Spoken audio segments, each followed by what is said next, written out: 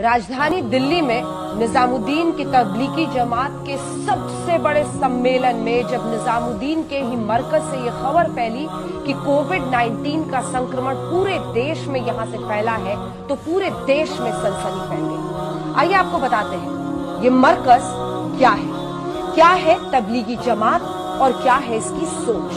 तो शुरुआत करते हैं ये बताते हुए कि तबलीगी जमात आखिर है क्या। विश्व के 150 से ज्यादा मुल्कों में तबलीगी जमात की पैठ है, लेकिन क्या आप ये जानते हैं कि 1926 में इसकी शुरुआत हिंदुस्तान के हरियाणा से हुई थी।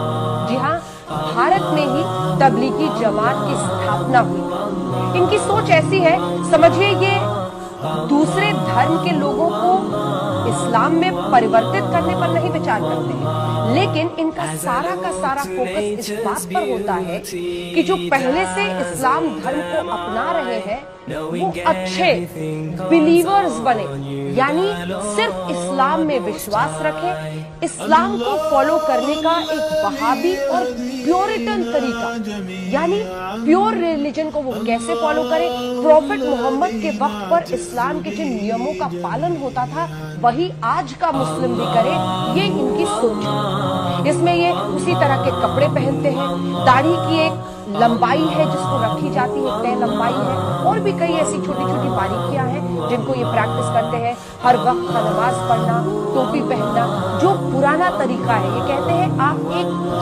प्योर बिलीवर बनिए इस्लाम के, एक ऑर्डिनरी मुस्लिम मत रहिए, एक ऐसे मुस्लिम बनिए जो अपने जीने के तरीके से ये स्थापित करे कि यही इस्लाम है और यही इस्लाम जीने का तरीका है। कई लोग मानते हैं कि ये जो एक सोच है वो कट्टरवाद की तरफ थोड़ा बहुत अपना झुकाव रखती है, जो अपने आप को खोलकर बाकी जो भी सूफी सोच है या जो अलग अलग सेक्ट्स है इस्लाम के, उनको अपनाने से बचती है, उससे अपने आप को बिल्कुल अलग रखती है।